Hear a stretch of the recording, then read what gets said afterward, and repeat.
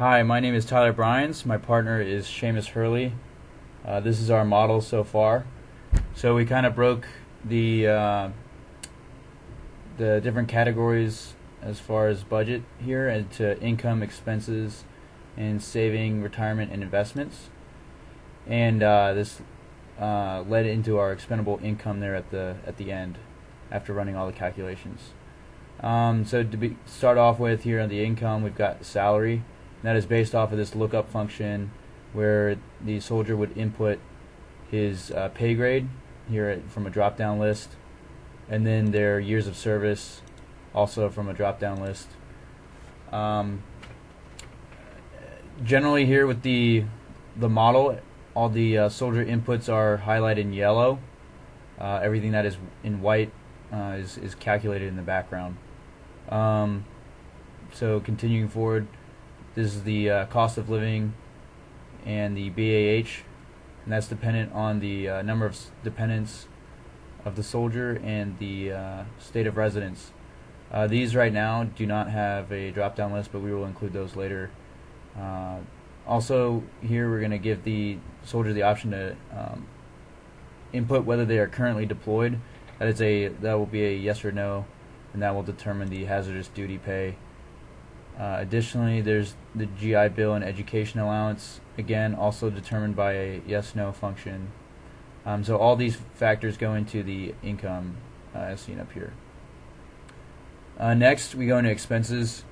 One of the first expenses is the vehicle cost. The first input here is whether the soldier has a vehicle, yes or no. We're under the assumption that a soldier only has one vehicle. He's going to input the value of the vehicle at purchase, or at the time he purchased it, and also his payment plan in months. The transportation costs, this is pretty static. We're assuming that the vehicle has a 15-gallon tank and that he fills up twice a month. And the price of gas per gallon is going to be the national average. Home utilities, that is something that the soldier will input based off their personal statements. Then we have state tax, which is determined or including the property tax and vehicle tax. For food expenses, we assumed at this time that the soldier pays $150 per week for 4 weeks. Life insurance will be a percentage of the salary of the soldier, and that is shown here. And then any expenses that are remaining after all these inputs will go here under debt.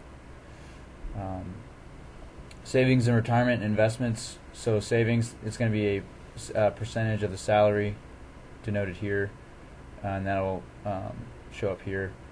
Then retirement, that is a value that the soldier will input. And then there's investments, which is also a percentage of the salary.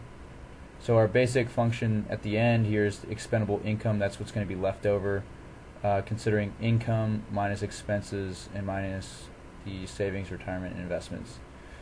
We also added a little note here at the bottom that all calculations are based on a monthly cycle, and that the soldier inputs are highlighted in yellow for the user. To show how the lookup function works over here in regards to the pay grade and years of service, this specifically refers to the chart that we had in class, where we had the pay grade in the left column, and then in the rows over the top were the years of service. So the functions themselves are right here at the bottom, and so that way on the actual sheet up here there is no calculations that are being affected. So we plan to include that in regards to state sales tax, cost of living, BAH, and so on. Just we didn't have enough time to do that right now.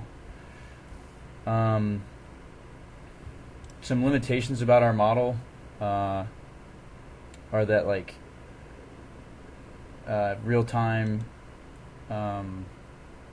data such as the investment return rate, interest rates, and inflation. So we can only account for like a certain period of time versus being real-time data. Alright. Oh, also here's our influence diagram. This is where we based all of our decisions and inputs in our model. So here we have revenue and costs, and then there's salary, benefits, savings, and expenditures. That all feeds into the final financial stability.